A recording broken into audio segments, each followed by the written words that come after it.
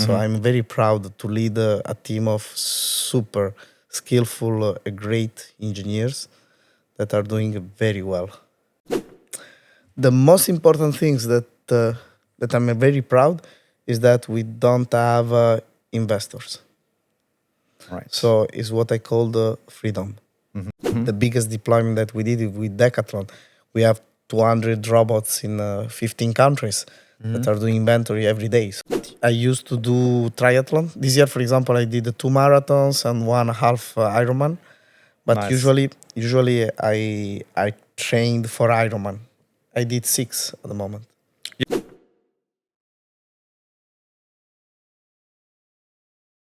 All right, ladies and gentlemen, welcome to the Andreas Orthey podcast. Today my guest is Francesco Ferro. Francesco, thank you so much for your time. So you are the CEO of PAL Robotics, a company located in Barcelona in Spain, where you build basically a wide variety of robots for both industrial needs and robotics research. So I want to talk a bit with you about PAL Robotics, of course, the robots you have built, and how you believe the robot market is going to evolve in the upcoming decade. Before we do this, I want to dive a little bit into your own personal background. So you are originally from Italy, right? Sì. Great.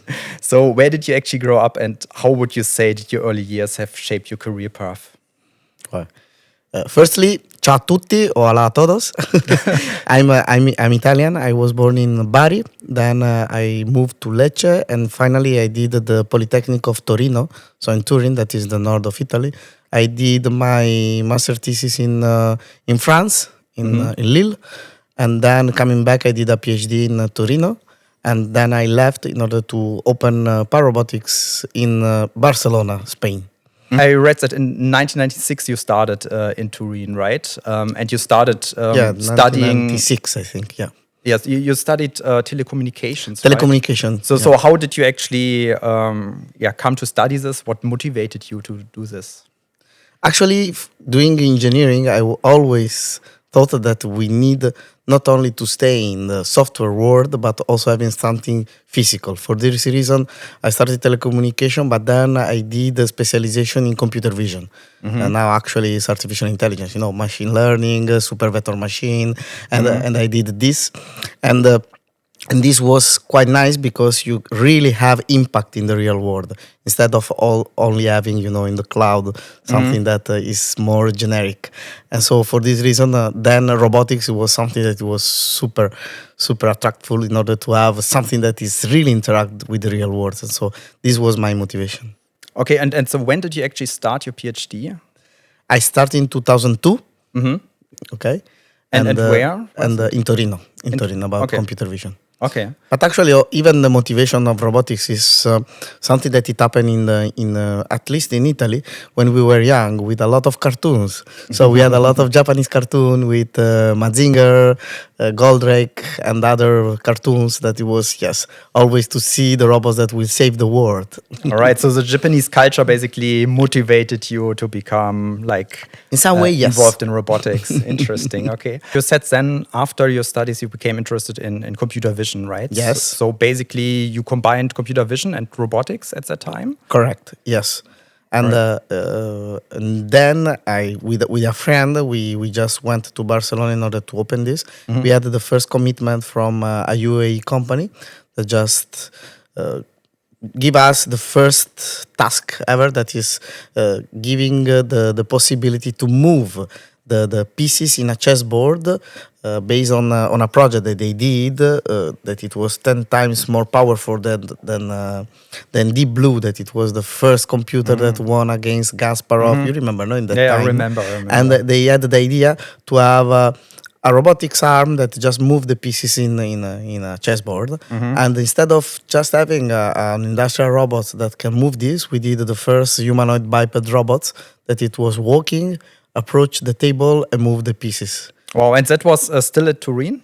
No, this was already in PAL Robotics at the beginning, 2004. Okay, So in 1 year. let's explore a little bit this transition. So basically, you did your PhD still in Turin, Yes, and then at some point you started and you co-founded PAL Robotics, Correct, right? yeah. So how was this transition actually happening? Did you already like know some people, and you were already sure that you wanted to start a company together, or did that actually evolve somehow? Actually, the frustration is that I was not, in the mood of opening a company. So I Interesting. come from a family of entrepreneur because my father was one, and my two brothers are my brother and my sister are also entrepreneur. And I said, no, I would like to be an engineer, have a technical specialty, and just move on a technical side. So when I was very happy when we started PAL Robotics to just have my friend that take over all the complexity, because I did a lot in the past helping my father in order to maintain the company. So but it was not my dream to have a company. Okay, and so how did this transpire? So basically, you and so you knew a colleague in Turin, I guess. Correct. And then you two started talking about. Correct. To having this kind of experience in order to do this first commitment, we tried to find a team. Actually, it were three different possibilities. One, to stay in Turin with a team that it was former group of Isaac robot, that it was one of the robot that was done in Polytechnic of Torino. The other things, it was to go to Paris, because we were also the idea to go to Paris. We had some contact with university there. And finally, we choose Barcelona for different reasons. One of them is that we just interviewed two other guys that was quite happy to start and joining this adventure, because at the beginning it was not something completely clear that it was something that will grow. Yeah. So it was just one project, 1 year. We compromised on that, try to do our best, and that's it. Why humanoid robotics at that time? So where did the idea come from that you wanted to build a humanoid robot?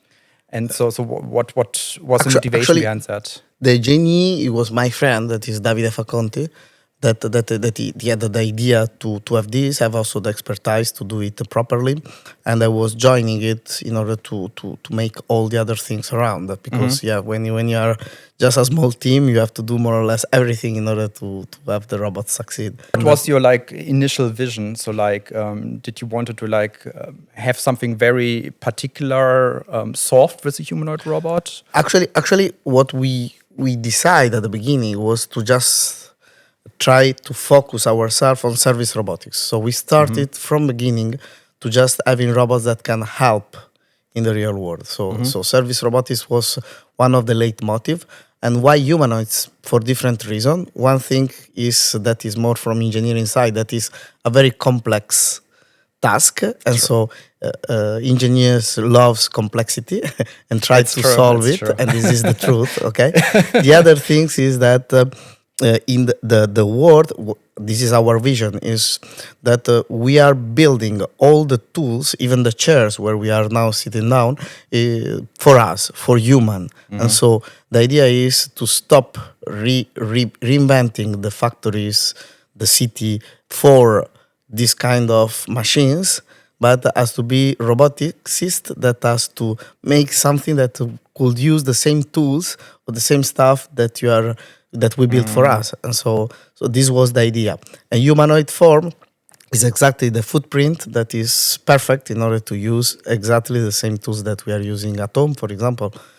And so we don't think that humanoid robotics will take the same, big things like we did with cars. For example, with cars, we changed all our cities. So we put traffic lights, we put a big streets in order to this. We think that for service robotics will be the opposite way around. So we have to have robots that will just fit in what we already did for us. Yeah, I think that totally makes sense. I mean, we designed our whole environment for us, right? Yeah. So humanoid robots would be the perfect fit into this environment, and any other shape of robot would be a bit difficult to fit in, right? So we need to also engineer the environment for that. So yeah, I totally get that idea. And when you started the company, so of course you need some funding, right? So how did you approach this problem? How did you actually get funding there? Yeah, like engineers, usually we are not good in order to take funding because we are not very strengthful on financial issue. But we were lucky because we had the commitment from one other company that just provide us projects. So we had the company, it was always on our shoulder, but we had this contract, commercial contract, in order to provide this platform. And so at the beginning, it was a kind of research lab where we are just working on a single project. Then we started having different projects.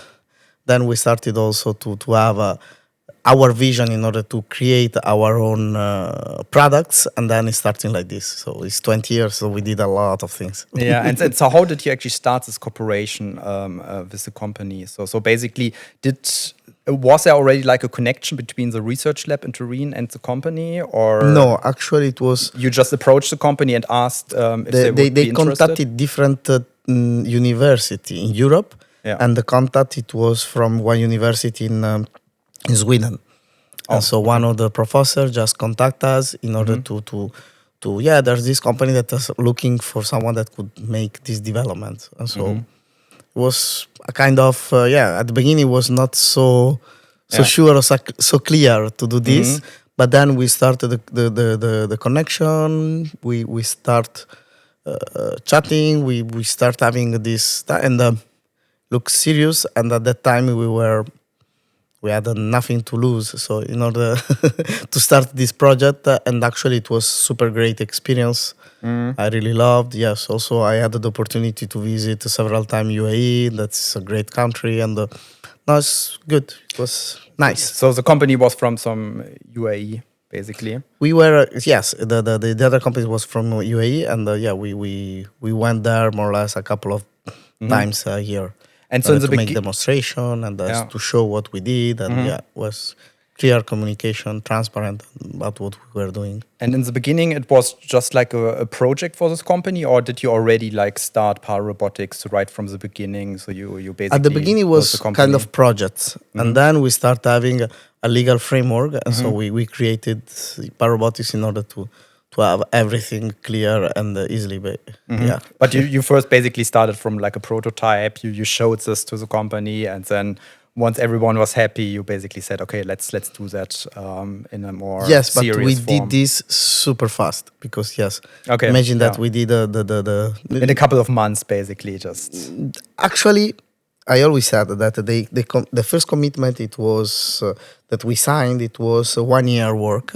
And we spent 14 months in order to do this instead of 1 year. And the most difficult part, it was to find a place to work in Barcelona. Because imagine that the two Italians in Barcelona, going back in the time, 20 years ago, in order to work for humanoid robots, was no idea about robots at that time, for a UA company. So it was completely disaster. At the end, we just rent an apartment saying, no, we have a software company. All right. So why was it so difficult? I mean, it's a language barrier, but I mean, you're Italian, right? So yes, but Italian and Spanish, even if it's similar, it's not the same. Yeah, not the same. But it was. So the difficult part, it was to find the place where start working and set up, simple things like having a PC, mounting, a server. These kind of things takes a little bit more than expected. And so once you had an apartment, so you also lived there, or was it just purely for work? Was just for working. Yeah. All right. We had an apartment to live. Okay. Yeah. Even if at that time we worked a lot. So sometimes it was in the middle. I imagine. All right, and then your first big project was, of course, the humanoid robot REEM-A. Yes. Which you unveiled in, I think, 2005. Correct. Can you tell me a little bit more about it? Why you have actually chosen this name and what its capabilities were at that time? Actually, the name, it was something that we asked several times because we we feel confident that there's a project that it was not our project. So we asked to the who put in the money, which kind of name do we like to put, and they at the end give the name Reem. Reem in Arabic, from my understanding, it means gazelle. Okay. All And so right. it's also a female name, but the Arabic name is gazelle. And so was cool for us, was good meaning, good mood. Agreed, And so yeah. we just put the name that they choose, and it was nice. And about the capability, for us it was important to have a working robot, but for them the most important thing was the manipulation. So the fact that the robot can move and play chess. Actually, we did the connection with their system in order to play chess against the human, and but in order to test it internally, we just mounted actually it's an engine that you can, there's a lot of software now that you can play chess in, in a game in the cloud, and we mount it and we played with robot a lot of time, and we always lose. That's a bit frustrating, no? Or Yeah, no? a little bit, but it's normal. Come on. Yeah, that's true. So the idea is to move the pieces correctly and then clock the clock. You know, that look easy if you have a stable position and you are a stacked robots that just having position control. When you have a biped robot that is moving, then you have to completely do a visual surveying in order to do it properly. So this was a little bit the complication, but it was nice things. And did any one of you already like play chess before? And This is just an anecdote. Is in Spanish, the word chess is one of the most difficult one, because it is ajedrez. So it was me that was going to purchase the chessboard, and it was quite impossible to say. all right. but yes, apart of that, the difficulty it was to do everything, and we're just a small team. We started 4, and after a while we were 6, and we did more or less everything from scratch. So it was a lot of work. And then at some point you basically unveiled the chess playing robot, right? So what was your first big demonstration, and where did it happen? We did in Abu Dhabi to the company, and they were super happy. And then thanks to that, they proposed us another project that is just at the end finish with the REEM-B. That at that time, it was, my opinion, still one of the good robots. Let's talk in a second about REEM-B. So so for the demonstration, you had to ship the robot from Barcelona to Abu Dhabi, right? So was that difficult at that time? At that time, it's not so different from now. So you have to pass custom. You have to pay a lot of time to a shipping company.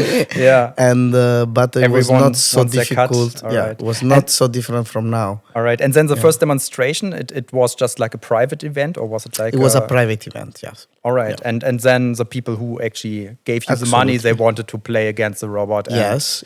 They also lost. Yeah, we were there more or less 1 week, and every day we were different person. We did demonstration with robot going there. So just to show that we didn't do something, waste the money. Just one demo for once. So it was something quite reliable that time in order to work and do the things. Yeah. So. All right, and then they were very happy, and you continued working on the next evolution, which was REEM-B and then later REEM-C. So could you tell me how those robots actually differed, and in which ways did they improve upon the older design? Actually, we use still the REEM-A for several years in order to improve the walking part and doing a lot of different tests. Navigation, for example. The big difference it was with REEM-B, we just move away from what at that time it was the leader robot in the world, that was Asimo, that now is not anymore produced, but it was by Honda company, and they were going in the direction of having a robot that is able to run, and we just changed a little bit the paradigm, saying probably we need more a robot that is robust, that can carry a lot of weight, have autonomous navigation, and could be a better interaction. And so we did a lot of developments that it was quite new and at that time pioneer. Let me say in this way because it was not so easy to do Yeah. all of these kind of things. So we introduced stereo vision. We had also to do the calibration with lidar. We had the first time of flight integrating the robots. We did a lot of new research. At the end, this is research, and we also created the first series of our modules in order to have these robust robots that can carry weights. And actually, we did several demo, and there's also some video still online where the robot is carrying I don't know if 10 kilos or 15 kilos, something like that, with both hands, and was able to sit in a chair and doing different things. So the difference was more on pushing a little bit more the limits of the even the perception. So to recognize the environment from the robot point of view. So we did a lot of work in sensor fusion, okay, and navigation also. We work a lot and in carrying more weight instead of running or more agile, having something that is more robust. And so in the beginning, the overarching vision was, of course, to have like a chess playing robot.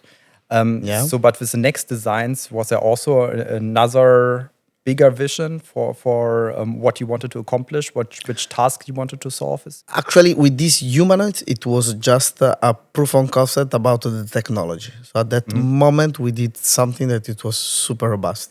And this robot at the end finished in a big demo that we did in an island in Abu Dhabi that is called Al Reem Island. So it's an island that when I was there at that time, it was just sand and a big building just near Nice. the sea. And we did this big demo with all the sheikhs, a lot of politicians, and it was super nice. There are still some video online about this great event that we did. A lot of pressure. Yeah, I a lot imagine. of yes. If that fails, then what happens next, right? Yeah. The problem was not only to consider the failing because it's normal, but it's to don't hurt nobody. This was especially because we were interacting with sheikhs Yeah, now with the yeah. former president of the the country. So it was trying to Yeah. do our best. Of course. And also we did a speech interaction. So we had a test to speech. We had a lot of things that was Oh yeah. playing everything on board with the technology of that time. Yeah. So now you can do these kind of things easier because now the also from PC point of view you have we just changed a lot of generation. But at that time it was always a question of trying to do the things super small and super fast in order to make it working. Yeah. That must have been so stressful. There are so many points where the system could fail in each of the Absolutely. modules, right? So how did you actually make sure that the system is robust enough so that those failures don't occur? You can't never be completely, let me say, sure 100%.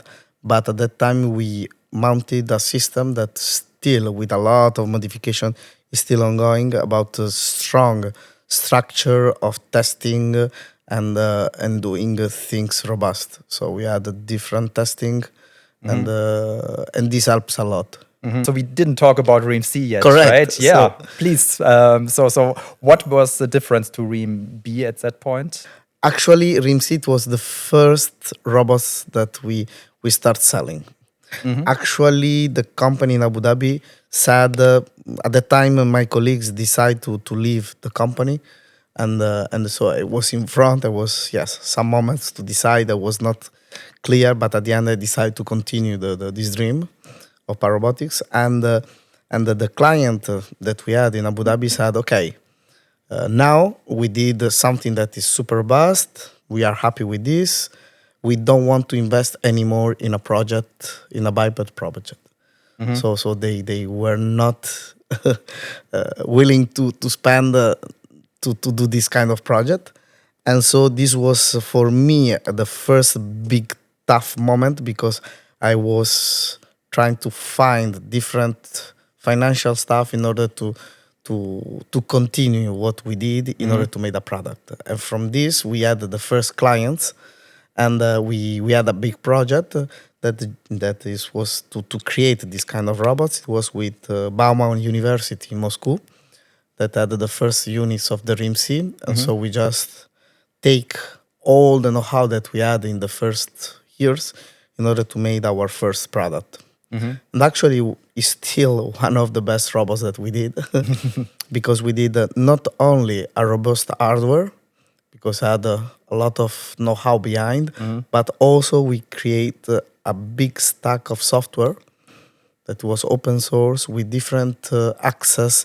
If you are a professor, if you are a student, if you just have as normal user, and having different things. And this was super nice. And we created in a couple of years. And it was super tough because at the same time we were working still on another project that then we called the REEM-H, that it was with wheels. So we were at the same time splitting the team. Some team that it was only PAL Robotics funding stuff, so few money in order to do this. And the other, it was continue with the UA project in order to do a service robots, but with wheels. It was called REEM-H and then REEM. Okay. And so at what point was it that the team split into those two? It was not a real split, areas? but it was internally different financial stuff. So we just split these kind of things. And it was around 2010, my colleagues went away, so left, and was around 2011, more or less. So you were not the CEO from the beginning, right? So, No. So you basically stepped in 2010 as Correct. As the CEO, and you took over. Correct. Basically. All right. So how was this transition happening? I guess you came back to your roots, your family. I was as thinking to entrepreneur leave. Actually, I was seriously thinking to leave. And the first things that when Davide commented me that he wanna do other things, I said, okay, where we are going. So it was, I was so happy to work with him that it was, okay, if you're leaving, I come with you. And then discussing with him, he decided it's better that you stay for reason. And I was thinking, I was not sure. I was thinking, okay, there are three options. One is trying to find other things with him. Another things it was to find my way. I think that I had a few possibilities, but still, I love to work. So probably other project that needs someone that is hard worker, it was not so difficult to find, in my opinion. And the other things, it was to continue with this. And at that time, it was like always in a company. There's always something that could be improved, has to be changed, whatever. And it was a great challenge. And most of the time, especially when you have already some, time passed. So when you have some background, changing some behavior is quite difficult. And so this was the difficult decision. I decided to stay there and making these changes and try to make it more dynamic, more business oriented, and try to continue doing what we are doing, but with our own funding. So it was a difficult decision, more or less. But it worked out in the end. I had a tough moment. Yeah, had a tough moment, but I'm very happy. Yeah. Yeah. Interesting. So if we stay with humanoids, then of course after REEM-C, I would say the next big one was TALOS, right? Correct. So can you tell me a bit about the bigger changes compared to the REEM series? REEM-C was, like I said, all the technology that we had put in a product that we sold. We sold different units of REEM-C. Actually, one is still in the Technical University of Munich. They're doing with Gordon Chang, that is doing a great job with robot and still used since 2013, I think. So more than 12 years. So it's quite nice. And then we had this project in 2015 that is just born in collaboration with LAS in Toulouse. So there's a university in France. We were there, and they were looking for the substitute of HRP2 from Kawada that they had in the team, and they just with some discussion we just reached an agreement with a tender in order to create this new platform. And for us, it was a real challenge, a very big challenge, and we love the challenge. And so we just entered that, and we did in just 1 year, in 2015, the TALOS that is even stronger than REEM-C, but with a different technology. So the big difference is that we pass from CAN, that is control area network, that is the communication with the different modules in the robot, to EtherCAT. And so this was a big challenge for us. Why did you do that? Is it more reliable, or is it faster? It's faster. It's Yes, faster. it's Okay. You can reach, yes, Right. 5 kilohertz instead of 1. And this So is it's- especially important because you want to have feedback, for example, from the sensors at the motors. Where are you actually positioned Correct. right now? You want to get this information as fast Yes. as possible, and you want to react, of course, to this information as fast And as possible. another big difference, it was also about the strength of the robots, because by requirement we had to have 6 kilogram with arm stretched for each arm. So the robot has to be able to walk in a dynamic walking, because it's completely torque control. Okay, that is another big challenge, a big difference between the REEM-C from position control to torque control, having a torque sensor in each joint, with 12 kilograms, 6 per arm with arm stretched. And actually seeing the robot walking with these kilos in front of you is quite impactful. Yeah, I Quite, imagine. yeah, quite nice. Yeah. But still in the world, even now that is the hype of humanoid robots, I think that TALOS characteristic, TALOS requirements are still unique. So it's still one of the strongest robots in the world, biped robots. And how many of them did you build? Actually, I think 7. 7. All right. And they are at And we research sold labs. yes. Actually, we had a project that is called Memo, where the advisory board, it was from NASA. And they come in Barcelona to us for a review meeting, and they were super proud of their robot, the Valkyrie robot, and that they built 6. I said, we built 7. With You're the better difference- than NASA. with the difference that we sold them. Yeah. That is also difficult, because it was quite expensive robots. That time we were selling with 900,000 euros, so it was super expensive robot. So it's not easy to find teams, but it was state of the art technology, and it's super nice robot. Yeah, and I mean, you talked about the hype of humanoid robots, and I think, so the investment bank Morgan Stanley has actually recently published a report saying that by 2050, they estimate that more than 1 billion humanoids are in use worldwide, and that the estimated market size will be about $5 trillion US. So for me, those are crazy numbers. Do you believe this is actually an accurate assessment? And what do you think are tasks which humanoids could reliably solve in the next decades? Number is very difficult to find, and usually all the economists, if they really could see the future, all of them will be rich, and from my understanding is not. So probably... Well, this time maybe everyone is getting rich in 20 years. I'm positive in the sense that I think that now, finally, we will have seriously some good humanoid robots in the market. But about 1 billion in 25 years, I think is very optimistic numbers. So more than having numbers of humanoid built, like I've seen in the last years, we are still, try to find the good application where these kind of robots can really make the difference. This was also with different video that I've seen, because at the moment I've seen a lot of video. Okay, I didn't see the robots really working in a factories, but in all the videos that I've seen, I didn't see the difference between a biped robots like could be Talos or Kangaroo that we have, or whatever other robots, super wonderful robots that are now in the market, with a wheeled robots like our Tiago. So why you need to make more complex the things when most of the times the factory where they're doing this kind of video are super flat, that are super nice for a wheeled robot.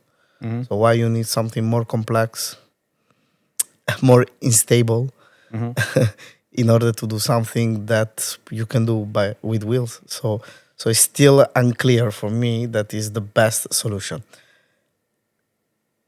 I'm positive, and so I think that humanoids have a lot of use cases where it could be used, but what I've seen in video is still not what I would like to see.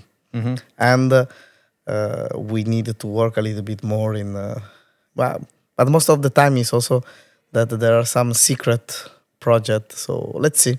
Yeah, let's see. The world is super nice now, because there's different things that could be done. I guess you're talking, for example, about companies like Figure, who just recently showed a video where they could fold clothes. And I guess you don't need the legs for that, right? You just need two arms to do the folding, right? And you would say, why are you using here a legged robot? You right? touch the point. Yes. Yeah. All right. That is exactly this. And most of the biped that I've seen, okay, when they're doing this kind of task, they're just or sitting down, or just in a pole, or so they don't have to use the legs. So if you don't need the legs, why you are using it? So it's strange for me. So the idea to having legs has to be, at least this is my point of view, when you have stairs or an even terrain. Because legs, I was, for example, in Humanoid conference now, when Jonathan Rust from Agility, he just made a beautiful keynote saying that now legs are super stable and are super important to use when it's an uneven terrain stuff. So it's good, but what I've seen in video is not there. So internally we had this kind of choose in 2010, more or less, when we were to decide to going to wheels or with legs, and we decided to make both. We have now a modular solution that you can use legs or a mobile basis in similar, more or less, system. But this kind of challenge, it really depends on the use case, and actually I think that this is the most important part. So if you only need manipulation, the system is more stable and more reliable with wheels. If you are in an even terrain and you have to do different things, and you need to have the whole body control, so you have to make different things like humanoids is better with legs is better. So but really. But I guess you're still in favor of using humanoid robots in the future. No. Right? Yeah. Okay. So you already talked about that in 2010 your company split a little bit internally, right? So I guess before that you had this business model of producing humanoid robots, and at that time your business model changed a little bit towards service robots, right?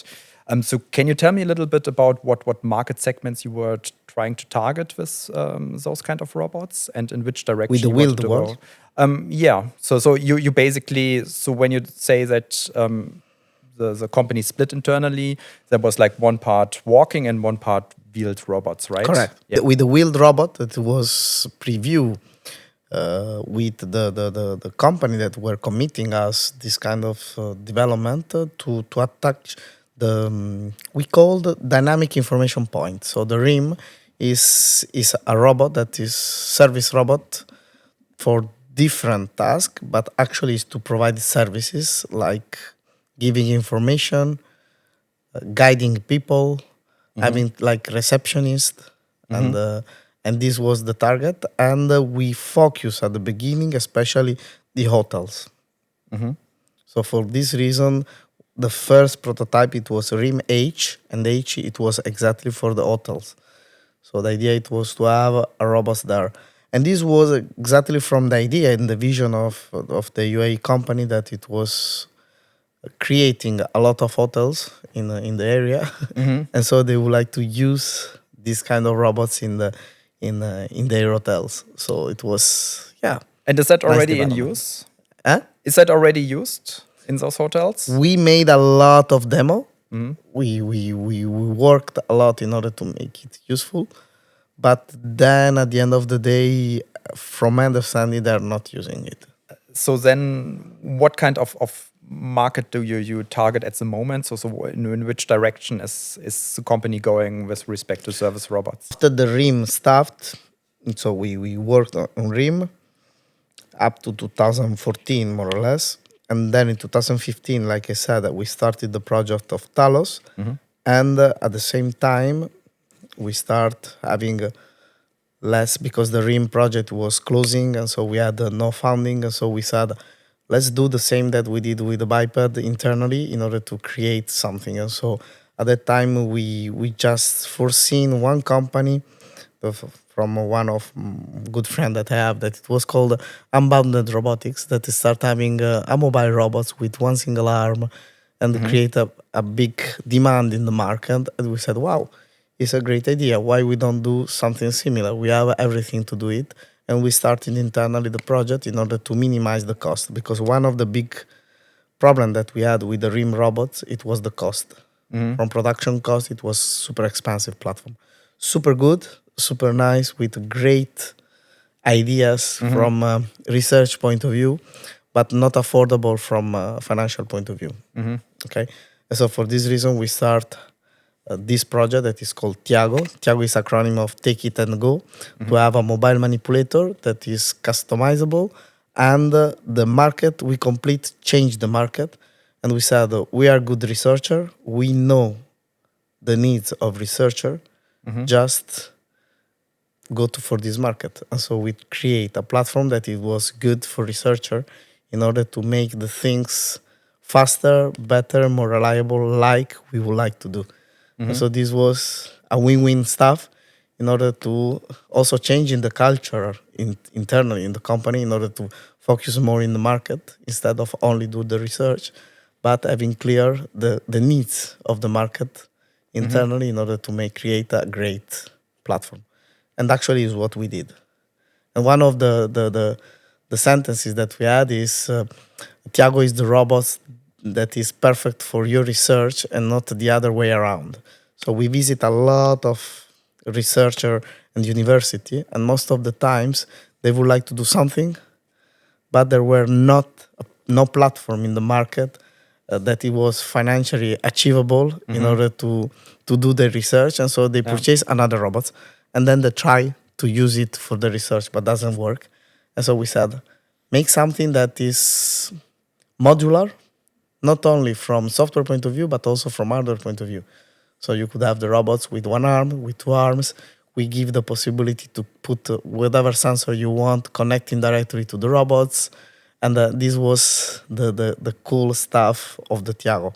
And actually was a super nice experience. Basically, to summarize, if a research lab is basically applying for a grant, they would put you into the grant to say that they want to buy Correct. a service robot from you.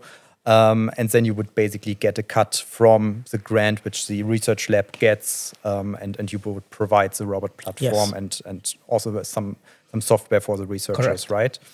And from the other side, this was our first market. And from other collateral stuff is we were working in different private projects from different market. So we did a lot of pilots, for example, for manufacturing, even logistics, and also healthcare. And so we did a lot of private project, but also EU project, in order to just demonstrate that this kind of solution makes sense and are ready in order to be deployed. So this was one thing.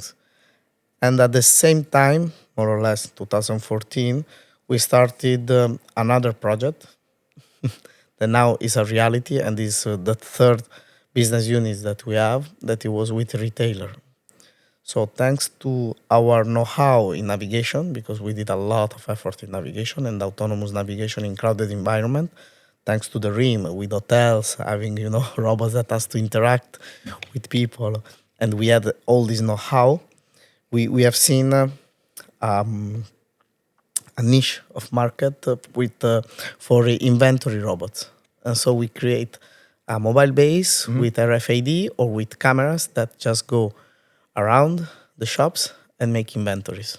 And so so basically they called create like a stock mode, digital twin of a store, and they figure out what kind of items they have currently correct inside of you have each exactly of the shelves. in 3D where you can find all the items of your shop. And can I maybe talk in terms of like market size or in terms of like revenue streams? What is like the biggest what has like the biggest size in terms of revenue stream for PAL Robotics? In general or in different? Well, do you get like most of your revenue from like the robotics research community, from like getting the cut from the grants, or is it more that you get more from the retail section? Okay, I can give you some numbers just to have an idea, more or less. Just like ballpark figures. More or less during the last 5 years, we had, depending of the years, EU grants or in general, also national grants or regional grants. We had between 18 and 35% of income. Sales is another in more than the 50%, and the rest are pilots or other projects that we have. But the last year, at least the last 5 years, more than the 50% is about sales. Then sales is from one side to university, so it's just on research market. Then there's the industry market, like retailer that I said to you. The biggest deployment that we did with Decathlon, we have 200 robots in 15 countries that are doing inventory every day. So it's I don't know how many companies can do I didn't know that. So basically you are in Decathlon Yes. and you are doing the inventory. Deploying, yes. So basically every night in a Decathlon there is a robot. Also every day. There's a shop, for example, in Singapore that is open 24 hours. Oh, We have two different robots that are interesting. yes. All right. So this is something that we did, and the good part it was that 6 years ago, more or less, we did a great effort in order to be a product company, and then we also made a further step that we are also providing services, and so we can even do the services stuff. That is, something even tougher. And so now it's super stable, and so it's nice, and we can do both. And so how much supervision do the robots actually need, for example, in retail?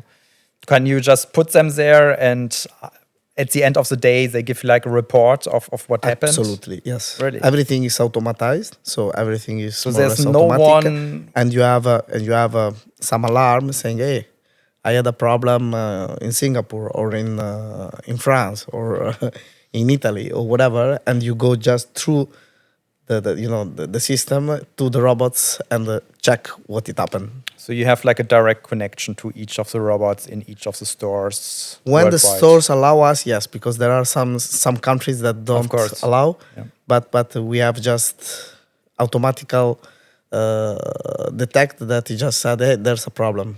All right. Could be an hardware problem. For example, the robots have usually it's the dust that enter in the wheels, but this is yes. What is entering the wheels? The dust. It's not dust or dirty stuff. Oh, and you have to just send someone to clean up. It happens. Come on, we have robots with more than 5 years that are working every day. So come on, you have to clean up. So we are doing preventive maintenance and also curative maintenance. and yeah, it's quite robust. So I would have actually platform. expected that the most failures come from like blocked passages, or that there are people who are like interacting with the robot. But this is, in your experience, not the main problem. It's Actually, our navigation system just try to to overcome these kind of problems. Okay, and we have also sometimes the things that if we see that there's a person that is passing, is stopping the corridor, you just ask to the person, please, can I pass? Let me pass. So we have this kind of behavior, but at the end of the day, if you have all the day to scan, even if it's a big, huge surface, you find you pass everywhere. So it's a complex system. It's not easy, but we no, more or less have no big issue on this. Yeah, the only issue is when they change the layout of the shop more than the 50%. When it completely changes, usually you have to have some intervention that we did remotely in order to remap or rescan the differences. If it's a gradual and easy changes, the system is automatically remapping the things. But if it's a big changes, we need to rescan it. We can do it remotely, so no problem for that. And do you have like a 24/7 team which could do some intervention there on the robots? Actually, we have an agreement with a global company that could do, especially for the hardware issue, the things. Yeah, let's So you outsource this to the global. depend on the SLA. We have different level of issue. Okay. But usually is in 1 or 2 day, maximum 1 week, depending on if the issue is super dangerous. So it's basically rare that it's escalated so far that it reaches really PAL Robotics and someone from a team has to intervene there. Usually not. Yeah. All right. But the preventive remotely, we did all the software part. So all the software part, we already mounted our own system in order to do everything.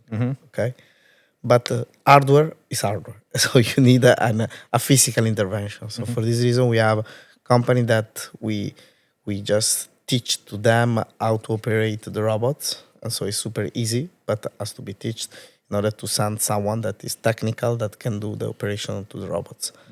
But usually, is once a year you have the maintenance that you have to do to clean the wheels, like I said before, or see if there's something that is not working, if you have some issue, detect robot by robots, if needs some changes, even sensor sometimes, just to do the better prevention. If we foreseen that where some failure, we change in order to prevent the things. So we just did a great work in order to engineerize as much as we can all this kind of solution. All right, and I imagine if this works so reliably at a big store like Decathlon, I guess you must have also plans to like go to other stores, to other chains where you could actually use this. Do you have any plans for that?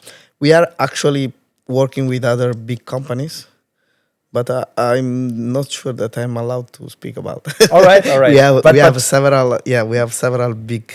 In retail, we work with the biggest retailer, but deployment is still a small deployment. So it's I can't basically speak about, but if you go in some of these shop and you see a robot, it's our robot. All right. So because it's visible. But there you're still at the prototype stage. And no. Okay, so it's similar solution. No, it's the same robots. Yeah. All right. Then, from prototype point of view, we are working in data centers and other collaterals, and so we are doing some changes of this kind of robots in order to enter another market. And so they are still on project side. And it's not a big, huge deployment like we did with Decathlon, but we are working hard on different projects like that. And do you have also other stores in mind where you could apply this? So I could, for example, imagine that a library could be Library, we something. did a lot of testing on library. Yeah. So we were working on that. All right. Yeah. Nice. But And, you're not and, allowed to even- talk about that, or And even I didn't remember. all right. I sent a lot No, of no. NDA, so when Yeah. I don't know, let's- yeah. I prefer not to speak. But Yeah, even it's fine. supermarket, because we have the solution with camera, so we have a high quality camera. And what we did is collaborate with other companies that do the post processing of the camera, of the images. So our idea and our work is find navigation.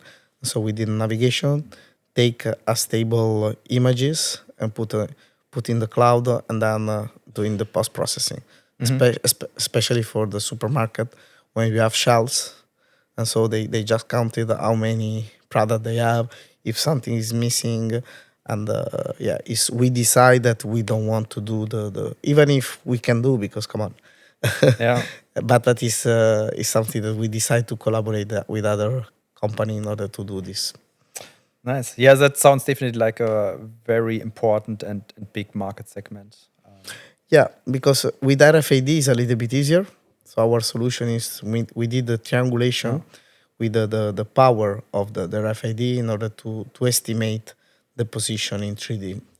With the camera is something similar that could be done, but supermarkets are also huge, and there are a lot in the world. Let us talk a little bit towards the end about the way you organize yourself.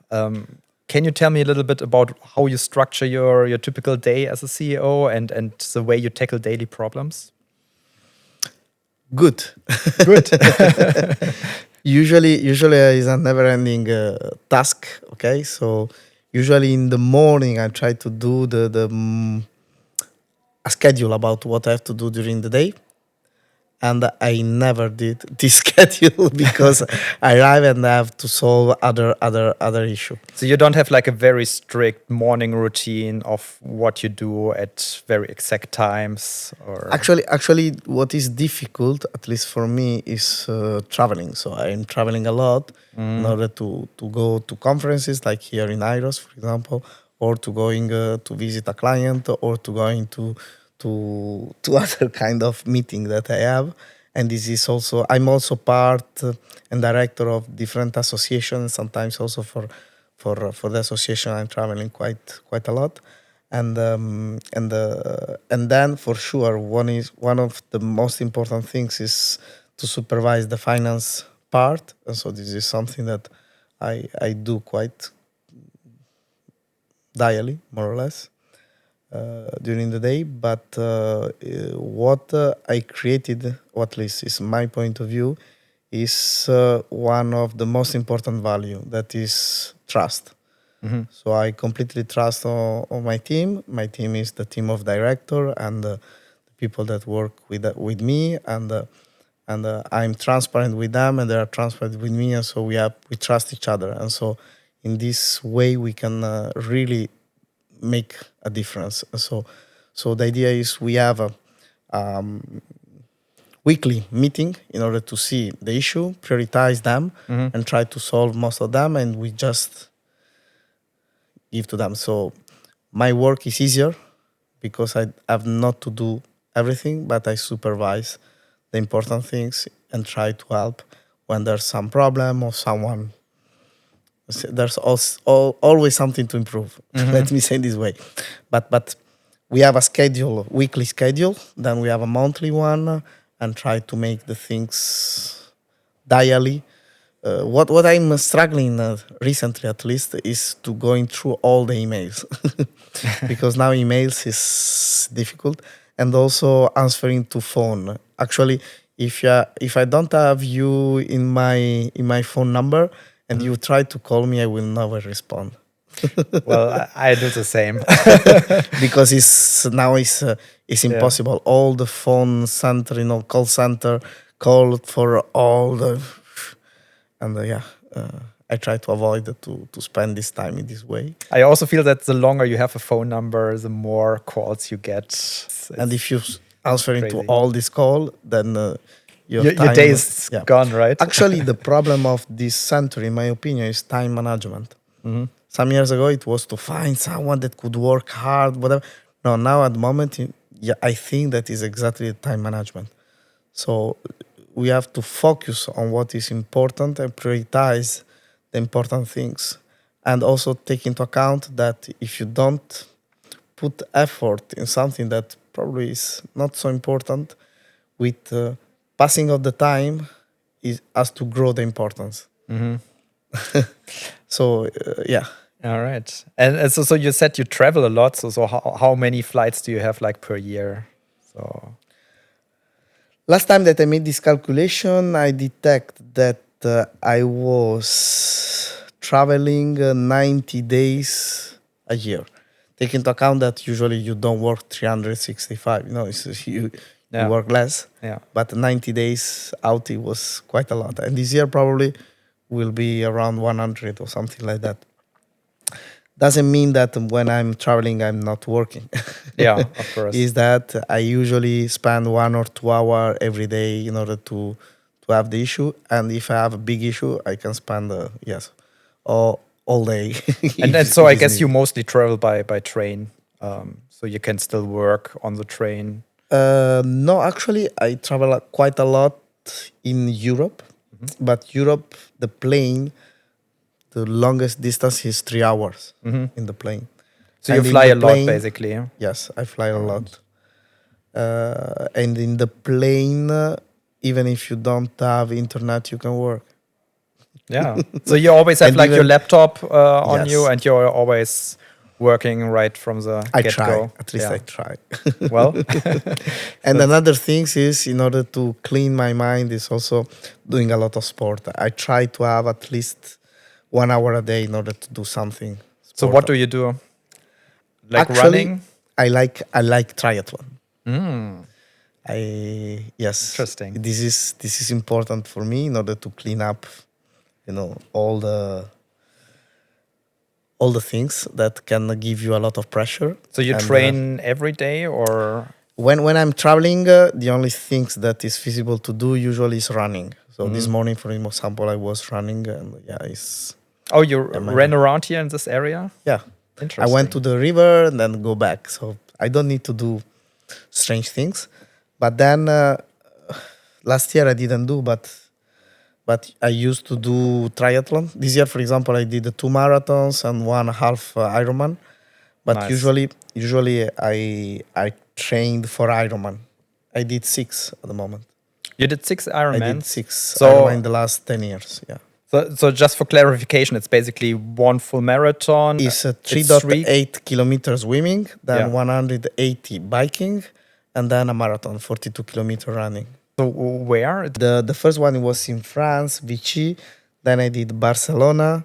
Then I did Gandia. Then I did in Italy, in Cervia. I did in Klagenfurt, in Austria. And another one in Portugal, in Cascais, that is near Lisbon. These are the 6. Then I subscribed once for Roth last year, actually. What is Rot? Roth is in Germany.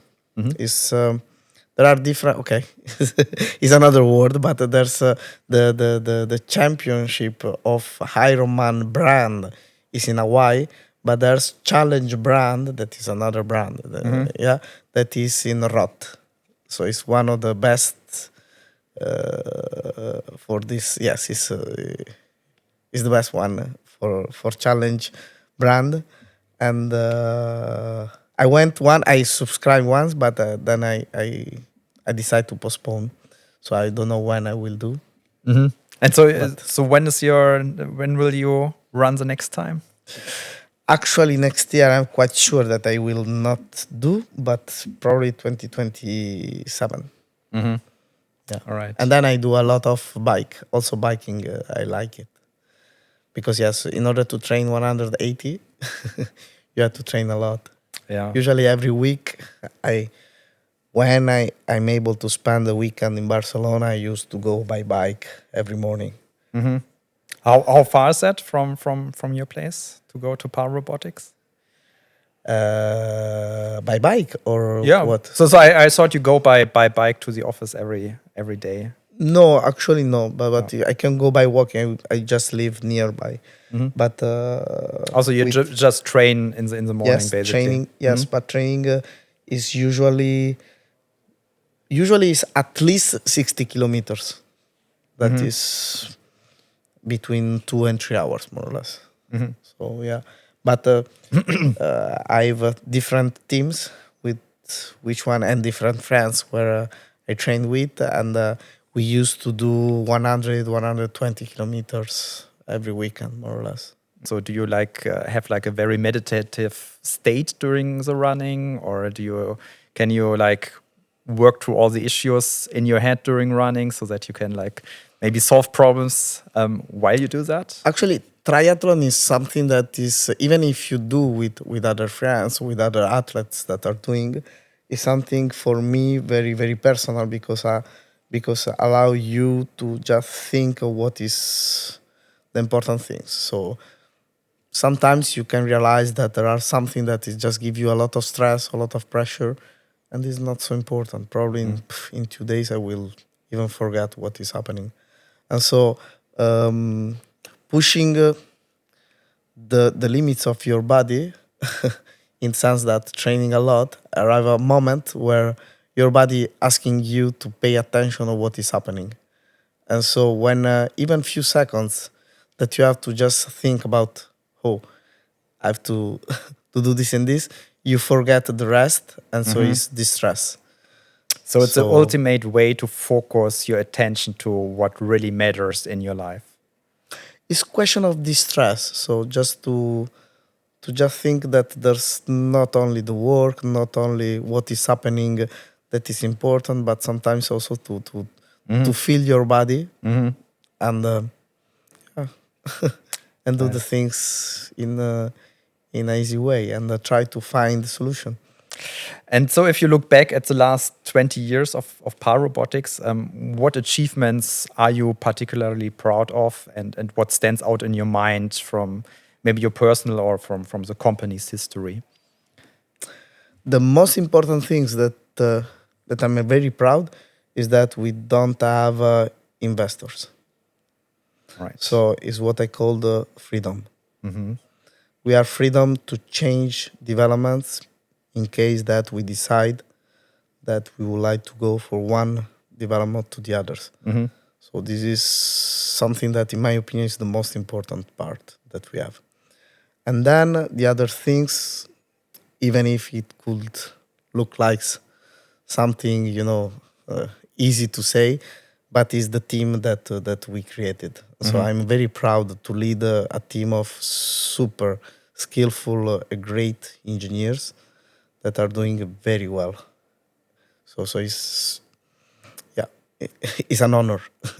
Well, that was well said, and I guess this is also a good point to wrap it up. Thank you so much for doing this podcast, Francesco. It was an absolute honor to have you. Ladies and gentlemen, Francesco Ferro, thank you. Thank you, Andreas. And I hope that people will not be boring listening this. No, it will go viral for sure. Okay.